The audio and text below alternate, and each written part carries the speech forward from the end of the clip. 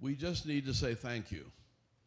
Thank you for those of us, for those of you who see the world as one, who see not the problems and the famine and the difficulties and the tragedies, but see the potential of the human spirit everywhere on this planet.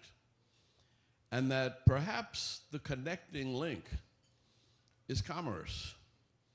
That it's going to be very hard for governments to ever overcome 51%, sometimes 60% of public opinion to be concerned about anywhere else. But entrepreneurs, traders, investors can usually spot something. We have begun to pull together many, many differences. And what we have found here in Atlanta is a certain strength that comes from the very diversity. We would not have won the Olympics had it not been for the Consular Corps. The Consular Corps chipped in with us, and they began to bring the representatives from their countries, the businesses that have invested in Georgia, and more than 1,100 of them have come here during the time I was mayor. It's probably up to 1,400 now, one of which is the new Kia plant down near West Point, Georgia.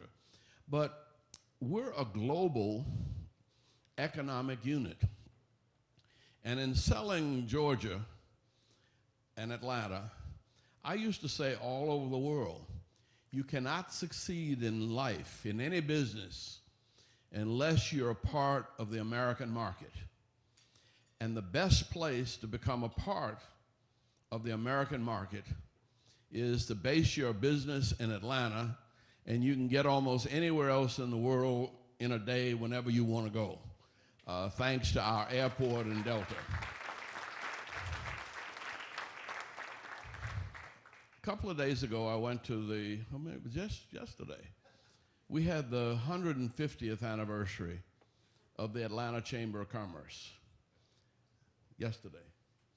And back when it started, Henry Grady talked about Atlanta as a brave and beautiful city.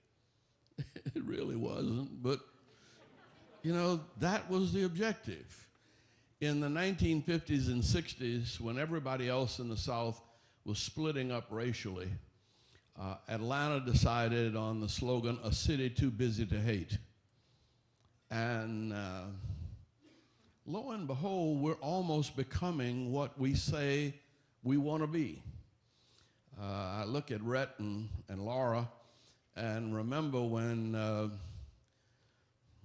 Turner Network was really in a room about half the size of this, and they had nothing but a wrestling ring in the middle, and they had about 15 seats on the back, and Ted shot across that, and everybody thought they were in a big wrestling arena.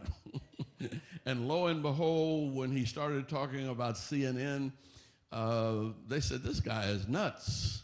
And yet, look, everybody's trying to be like CNN. So, to quote a friend of mine, Jesse Jackson, whom I very seldom quote, and don't even always like, he came up with a notion somewhere that if we can conceive it and believe it, we can achieve it. And that seems to be a good model for the World Chamber. If we can conceive of a world of peace, and I like to look back at Atlanta. Nobody remembers this but me, but when we built MARTA, nobody else in the country could pass a referendum on mass transportation but Atlanta. It was led by a black Protestant by the name of Jesse Hill at the Atlanta Life Insurance Company, a Jewish mayor by the name of Sam Massell, and a Lebanese bartender by the name of Manuel Malouf. And they put together a package that satisfied rich and poor, black and white, young and old, and we passed the MARTA referendum by just 400 votes. But that was the vote that was the precursor to the building of the world's busiest airport and to the expansion of Atlanta as an Olympic city. And I think the headquarters, the future headquarters of a global economy thanks to you. But you see that I think that the missing part of the global economy, almost everybody's come into their own. But we're not going to make it with Koreans and Japanese and Chinese and Indians and Americans and Europeans competing against each other to drive prices lower and lower. The one market that is untouched, unexplored, that has unimaginable potential is the African market. And we are uniquely placed. You know, I said this on Delta's board for about 10 years, and people would look at me like I was crazy. But the two most profitable flights in the entire Delta system are the flight between Atlanta and Lagos, Nigeria, and the flight between Atlanta and Johannesburg, South Africa. Coca-Cola always stays in the black. They never have a recession. Pepsi-Cola has recessions, though. And I'm not anti-Pepsi, because Pepsi-Cola actually employs more people in Georgia than Coca-Cola does.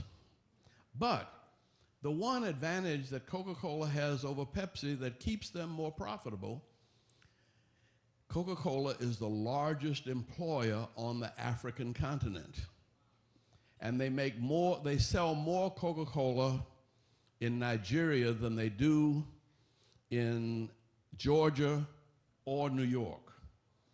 If you can sell Coca-Cola, you can sell almost anything and everything. But we have not focused on the world like Coca-Cola has.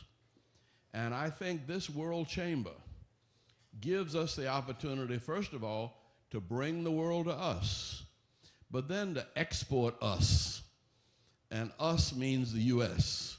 Whatever we've learned to do together, export it around the world, and let us celebrate the differences that we enjoy here tonight, and celebrate the peace and prosperity that can come to the whole world.